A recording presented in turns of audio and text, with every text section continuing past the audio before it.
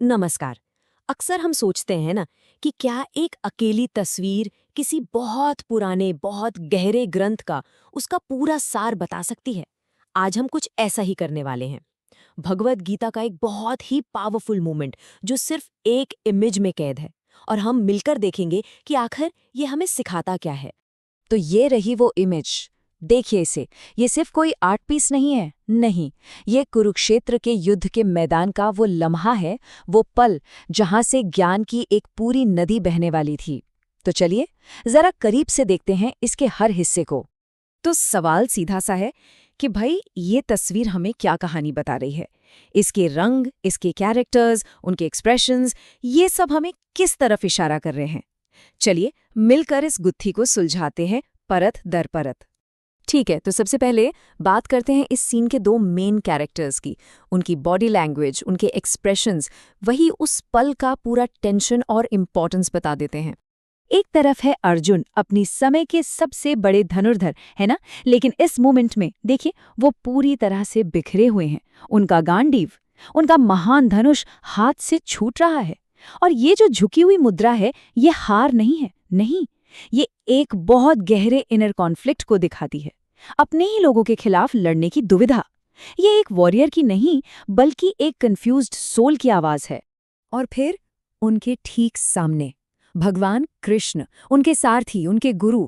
जरा उनकी शांत और स्थिर पोस्चर को देखिए, और वो उठा हुआ हाथ, वो सिर्फ एक जेस्चर नहीं है, वो ज्ञान का, भरोसे का सिंबल है, जैसे कह रहे हो मैं हूं यहां।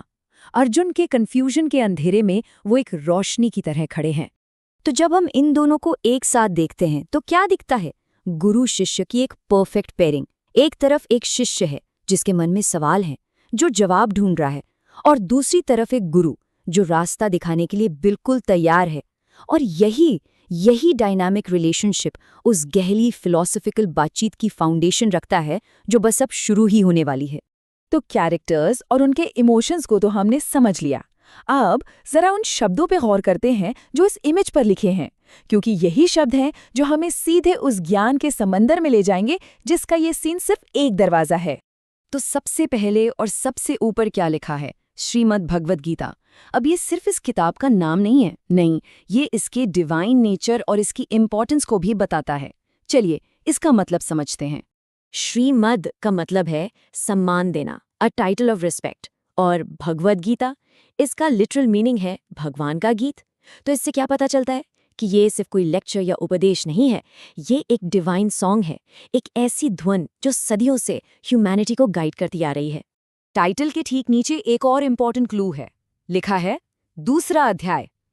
तो ये हमें बताता है कि ये जो सीन हम देख रहे हैं ये गीता के कौन से स्पेसिफिक पार्ट से है। और ये जो दूसरा अध्याय है ना, जिसे सांख्य योग भी कहते हैं, इसे गीता का एसेंस माना जाता है, बिल्कुल सार। यही वो पॉइंट है जहां अर्जुन का दुख, उनका कंफ्यूजन अपने पीक पे पहुंच जाता है और वो एक स्टूडेंट की तरह सरेंडर कर देते हैं। और बस यहीं से भगवान कृष्ण की वो अमर शिक्षा शुरू होती है। तो सच कहें तो ज्ञान की असली यात्रा यहीं से शुरू होती है। तो सोचिए, जब हम इस सीन के इमोशनल डेप्थ को और इन शब्दों के लिटरल मीनिंग को एक साथ रखते हैं तो हमें एक बहुत ही पावरफुल मैसेज मिलता है। क्या है वो मैसेज? ये तस्वीर हमें ये बताती है कि ये खुद में ज्ञान नहीं है, बल्कि ज्ञान का एक इन्विटेशन है, एक दरवाज़ा है जो हमें उस डीप फिलॉसफी में एंटर करने के लिए बुला रहा है, जो इसके बाद आने वाली है। मतलब क्यूरियोसिटी जगाने का इससे अच्छा तरीका और क्या होगा, है ना? तो शॉर्ट में कहें तो ये इमेज एक बुक के कवर की तरह है। ये दिखाती है एक इंसान का क्राइसिस, लेकिन प्रॉमिस करती है पूरी ह्यूमैनिटी के लिए एक यूनिवर्सल लेसन का। ये बातचीत दो लोगों के बीच की है, लेकिन इसका मैसेज वो पूरी दुनिया के लिए है। ये उस गहरी फिलॉसफी के लिए एक परफेक्ट स्टेज सेट करती है जो दूसरे अध्याय में हमारा इंतजार कर रही है।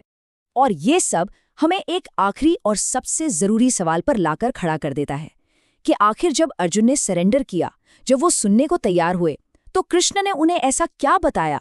वो कौन सा ज्ञान था जिसने एक टूटे हुए वॉरियर के कंफ्यूजन को ड्यूटी की क्लैरिटी में बदल दिया? इसका जवाब भगवद गीता के दूसरे अध्याय के श्लोकों में छिपा है, जो बस खोजे जाने का इंतजार कर रहा है।